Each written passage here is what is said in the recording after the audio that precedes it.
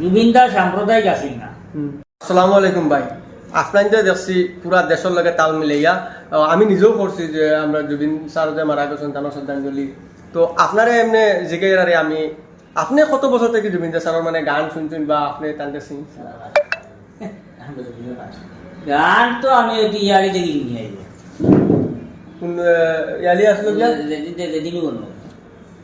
কিন্তু আমরা তো মানে এত বেশি গান শুনি ইলা কিছু নাই, আর গানের লগে এখন নাচি ইলা কিছু নাই। জুবিনদারে বালা পাই ভালো কথা, গান বালা পাই না এগুলো আলো কথা, পাই না না এগুলো আলো কথা। জুবিনদা মানুষ হইল দিলগুলা মানুষ, বালা মানুষ, গরিব মানুষের হেল্প করে। কয়েকটা এতিমখানা আছে যেটা বহুত এতিম হরুতারে তাই আমি খবর যতটুকু শুনছি, এটা এতিম হরুতারে খাওয়াইন। নিজের জীবনের যা টেকা ইনকাম করছেন বেশিরভাগ টেকা জরুরত লাগে কিছু টাকা রাখিয়ে বাকি সব টাকাও কাটিলে ও যে কোয়ালিটিগুলা উদারতা ওগুলো আমরা ভালো লাগছে।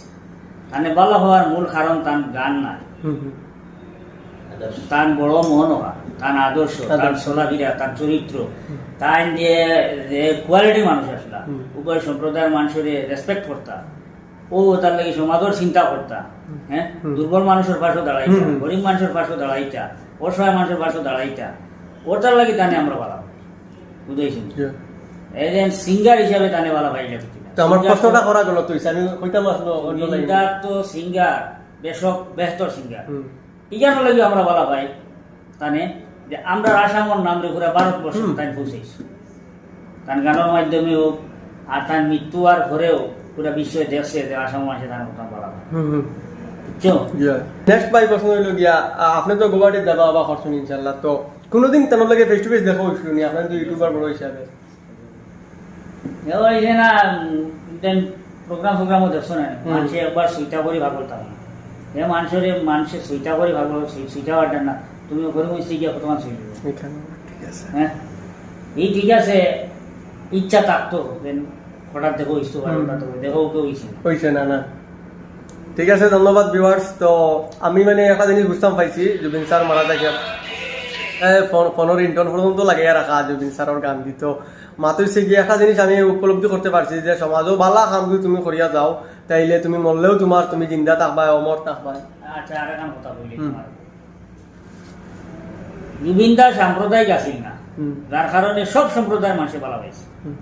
যারা সাম্প্রদায়িকতা করে এক জাতির খুশ করার লাগিয়া, এক জাতির টুটু উঠার লাগিয়া খাম হয়, এরা ঐতিহাসিক ব্যক্তি হইতে পারে না, এরা বড় মানুষ হয় না, এরা লাগিয়ে সব সম্প্রদায়ের মানুষ খাটে না। যে মানুষের শুধু এক সম্প্রদায়ের মানুষ বলা হয় এই মানুষ মহান হইতে পারে না। আমরা দেশ আছে না নি কেউ তান হিন্দুত্ববাদীরা আগে চিন্তা করি তাই খালি হিন্দুত্ববাদী দেখায়, অন্য সম্প্রদায়ের লোকে হিংসা করে। কেউ মুসলমান আছেন তাই খালি মুসলমানই দেখায়, অন্য সম্প্রদায়ের মানুষের ঘৃণা করেন, খারাপ পায় না। হ্যাঁ, এই ধরনের কোনো মানুষ বড় হইতে পারে না। এই ধরনের কোনো মানুষ মরার বাদে তাই যত বড় বেটা হোক, হ্যাঁ, তাই মরার বাদে মানুষে আফসোস করতে না।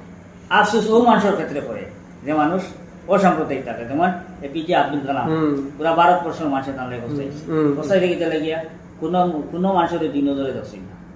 পৃথিবীর যত মানুষ মহান আছে সব মানুষ সব মহান দিন আসলাম আল্লাহ যারা শ্রেষ্ঠ বানাই পৃথিবী ফাটাইছেন হযরত মুহাম্মদ মুস্তাফা সাল্লাল্লাহু আলাইহি ওয়াসাল্লাম।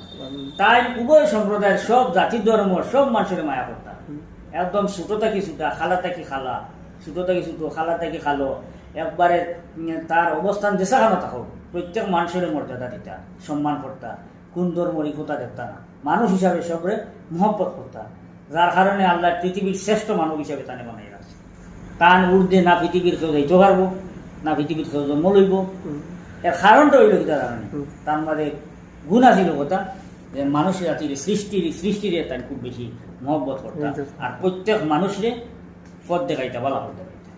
ওটা লাগে যারা উভয় সম্প্রদায়ে ভালো থাকে তারা আল্লাহর কাছে ভালো থাকে, আর যার কাজগুলো আল্লাহ পছন্দ করেন তার উত্থান বেশি। ধন্যবাদ ভাই আপনারে আমি কথাটা শোনার কারণে আর আমার ভিউয়ার্সের লগে কথা শেয়ার করার কারণে। মিস ইউ জুবিনদা, বাই বাই।